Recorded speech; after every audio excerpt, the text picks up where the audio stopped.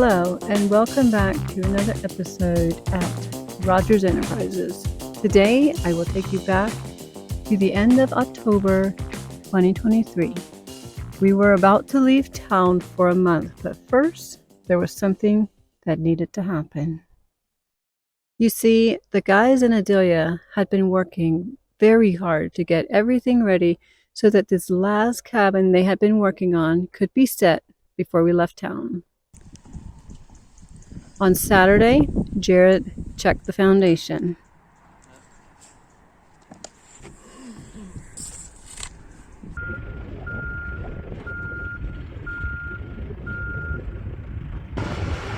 On Sunday, even though it was cold, windy, and on the weekend, most everyone showed up to help.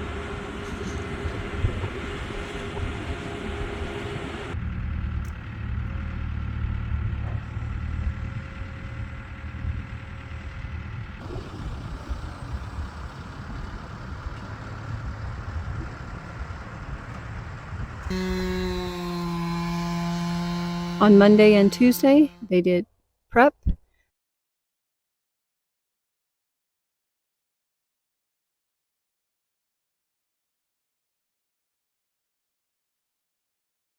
And on Wednesday, the logs rolled out of the yard and headed for their forever home. Are we leaving? Are you waiting on me to go? Well, I was kind of hoping that we could pull out behind these guys. Oh my goodness. You can get a video of them pulling in. If you say so. If you see to. The dork.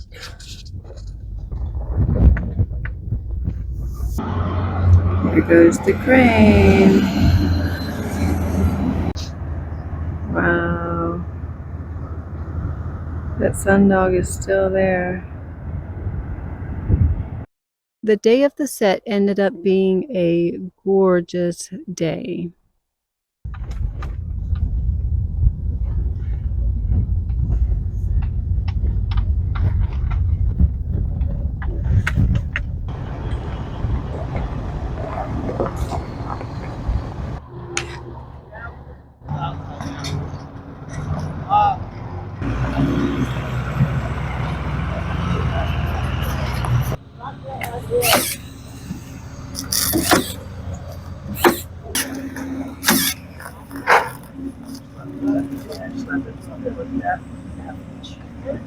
These mornings of a cabin set are always filled with excitement and anticipation. This particular set was on a beautiful October morning with a promise of amazing temperatures as the sun got higher in the sky. While they waited on the truck, the guys got busy cutting more of the window cuts into the logs. They would like to do this on the yard, but with this cabin, they had to get it set, as mentioned.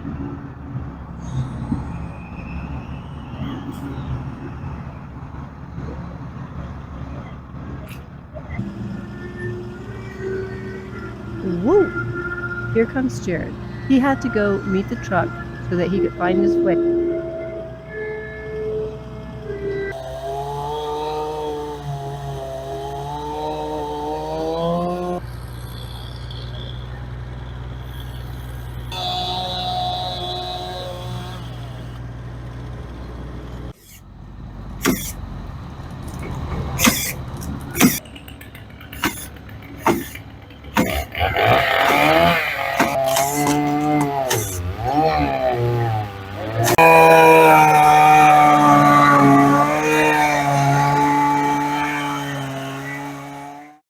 I'll go ahead and let you watch the guys for a hot minute.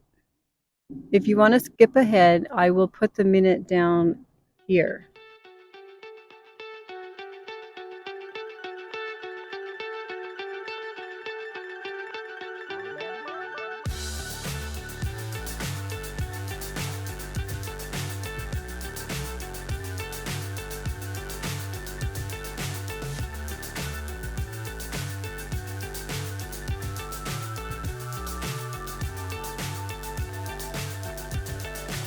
So high, I'm hypnotized. What's up is down, what's left is right. chasing stars and holding you. I can't see the end, but we'll see it through.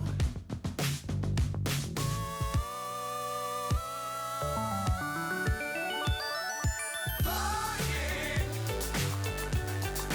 get on board. We're smiling on top of the world.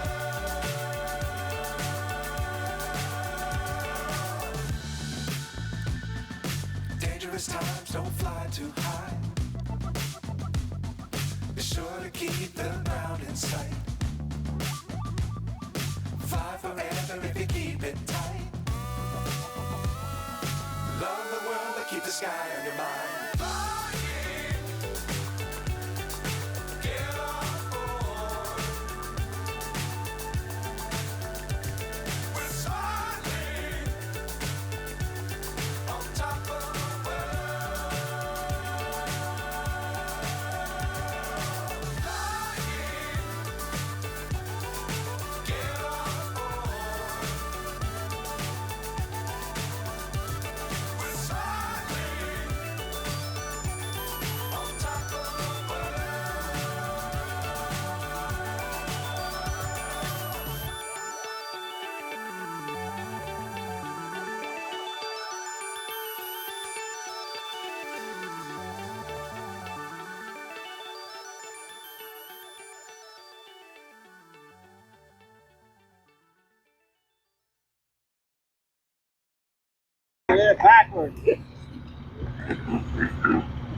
Corners always get numbered to move things along smoothly. Okay, so you want me? Somebody needs one person on the truck. I don't care who. And then we're gonna have more people than we need. So if that's the case, I want to just watch.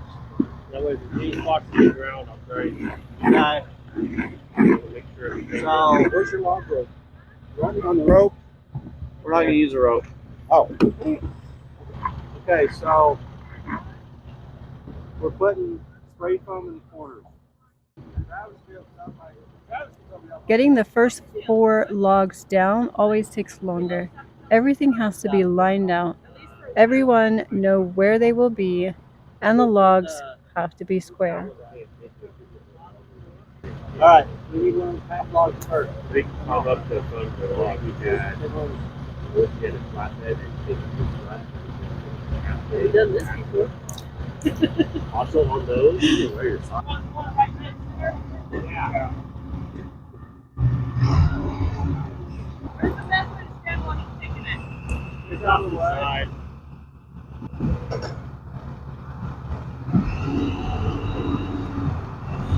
Here's the first log off the truck.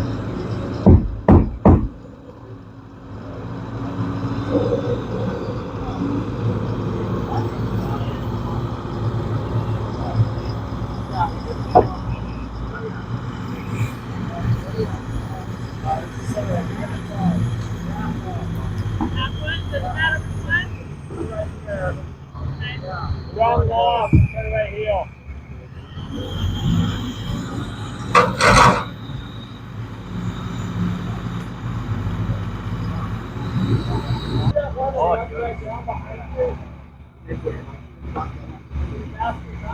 Yeah?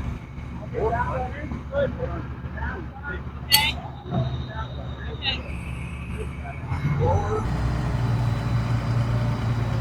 The first sill log.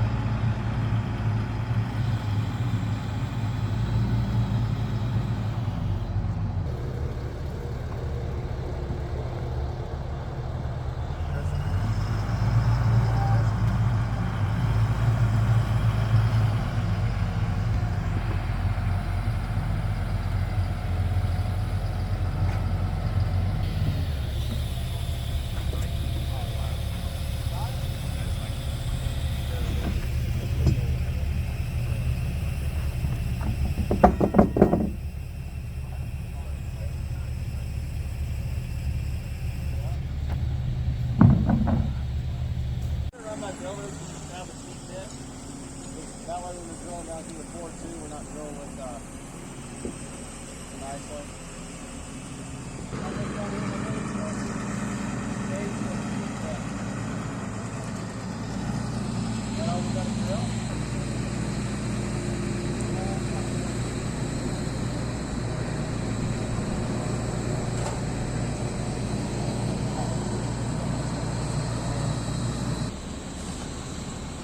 You want to tell people about these not being airtight?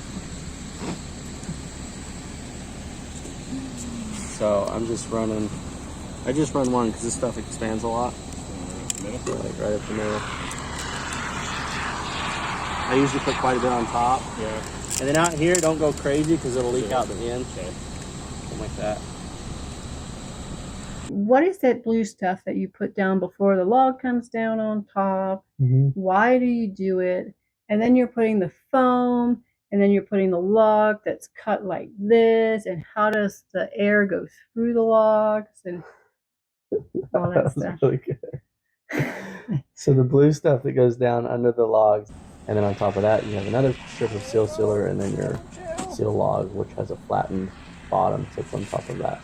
And then between each log we put a foam gasket. It's called a P gasket because it's shaped like the letter P, that seals. And we can also sometimes we'll put some sort of insulation in there as well.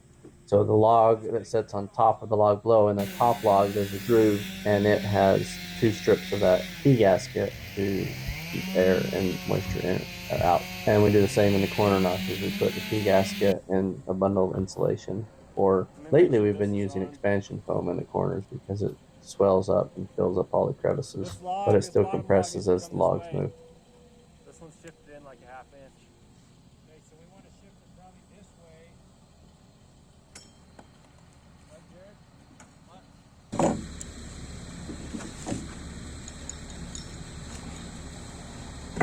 Nice. If you'll split it back about 3 feet, you're going to be cutting that out. Okay, I'm on right there, so.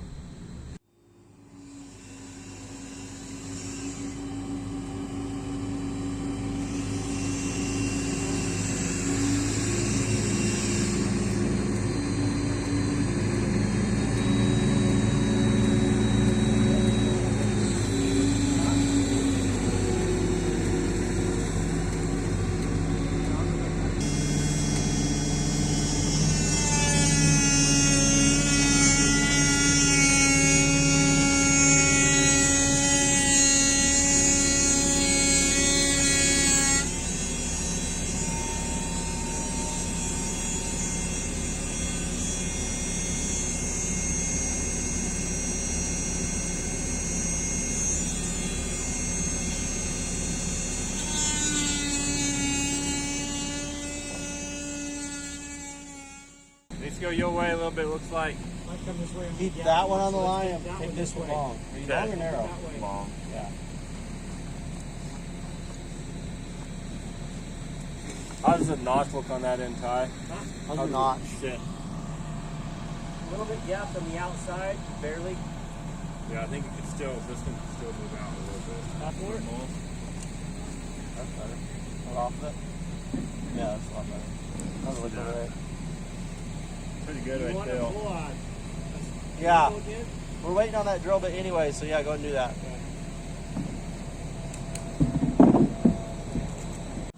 Burning a foot. Okay.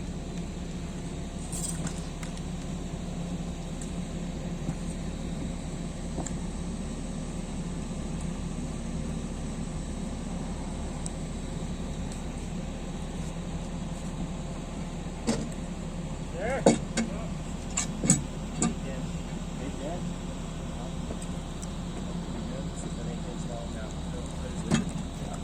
8 inch. 8 inch.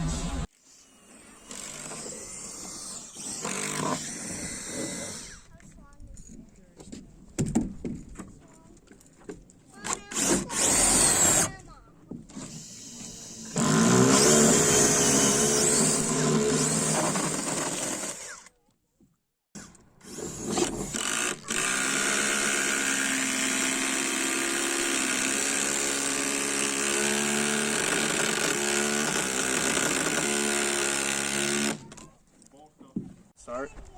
Probably. Tell me about what they were doing. The Where? big black screws and The big black the lag drilling. screws are to attach the logs down to the foundation, the bottom logs. And in the drilling, those are electrical holes, and we have a couple through bolts. So those will go down into the foundation, into the base, into the subfloor. Okay. So what do the crawl through bolts space. do? The through bolts, there we have two pieces of wall that have really short sections of log in it. So the through bolts stabilize those little islands. We call them islands. And they go from the top of the wall all the way into the basement.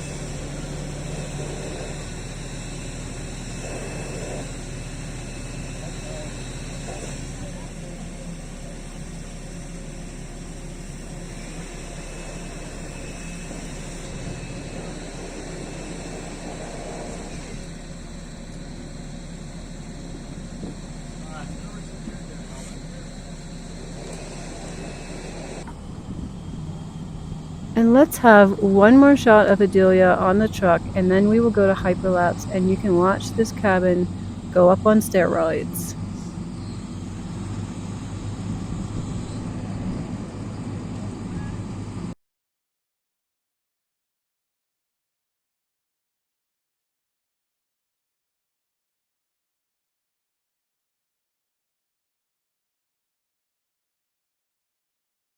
The R value is, I'm not a scientist on this, but it's the insulation value. So like when you buy bats of insulation, like regular fiberglass insulation or wool insulation, it's rated at an R value, and it starts low and goes high. The higher the number, the more insulation you have, the warmer you're going to keep your house, or the cooler you're going to keep your house. So wood has around between 1 and 1.5 R value per inch. So a log home, a typical handcrafted log home with, let's say, an average of a 15-inch log is only going to have around a 15 to R20 value.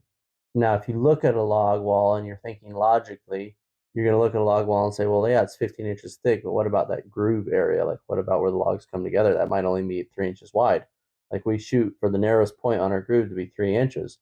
Sometimes it goes up wider. It might be up to 6 inches, depending on how irregular the logs are, but it's a minimum of 3. So you would think that that 3-inch piece only has an R value of 3, which is nothing. That's terrible R value.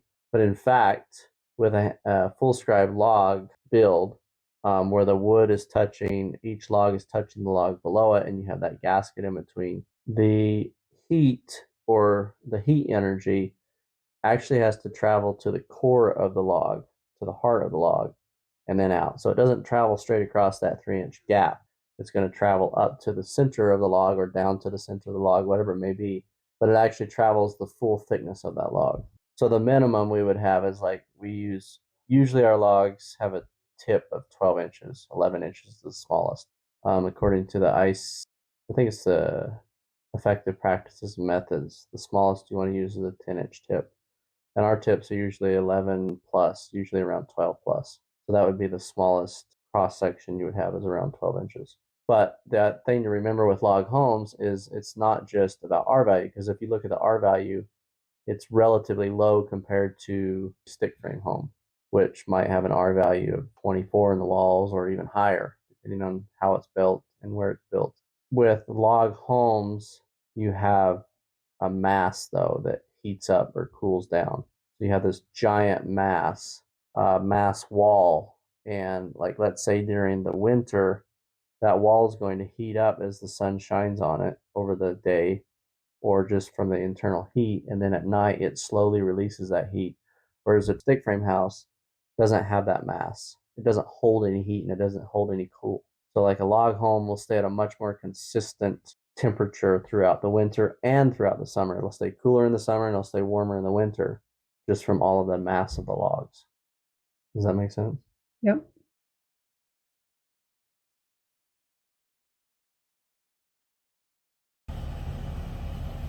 Right over or something. Daniel, you can go ahead and have it go.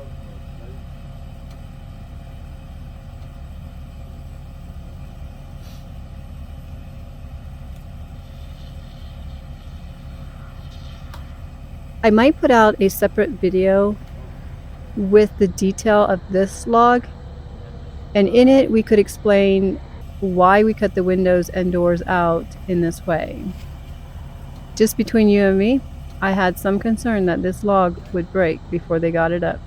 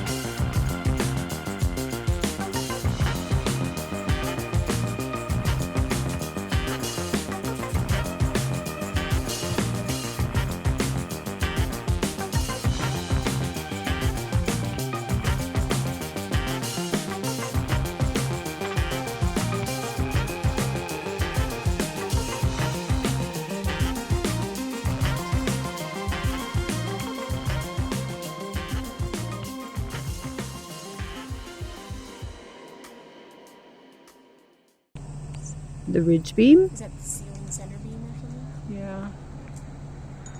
Copy it? Yeah.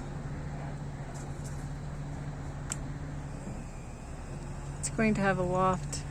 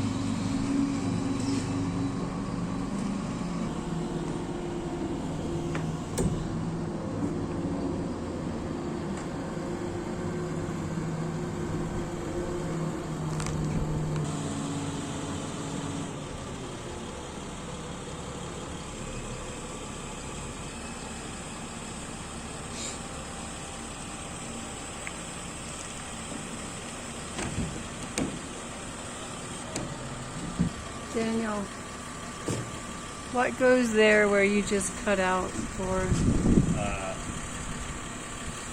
There'll be there's gonna be a little landing here for the stairs.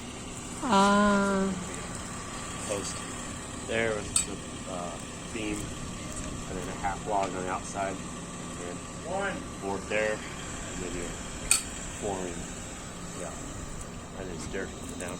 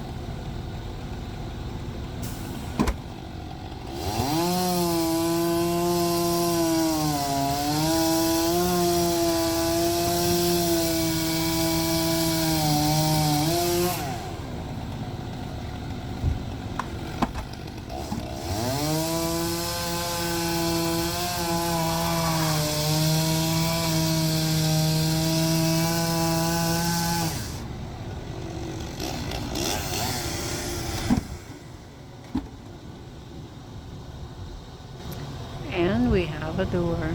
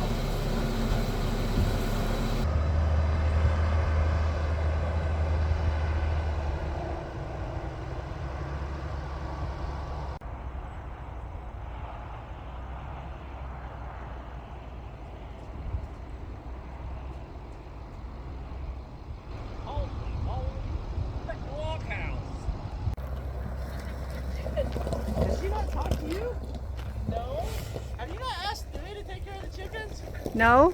Asked everybody else. No, I didn't. Unbelievable. Well, I was just thinking, wait, Martha's going out there too, so. Yeah. I think Dave was like, oh, we can stay over the house. If you would like to support the videographer and editor, she has an Etsy shop that is linked below. Even just taking a peek at her shop would be greatly appreciated.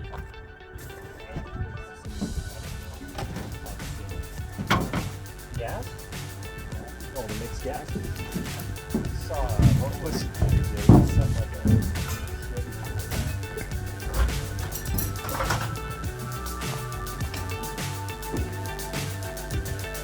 Fly so high I'm hypnotized. What's up is down, what's left is right. Chasing stars and holding you. I can't see the end, but we'll see it through.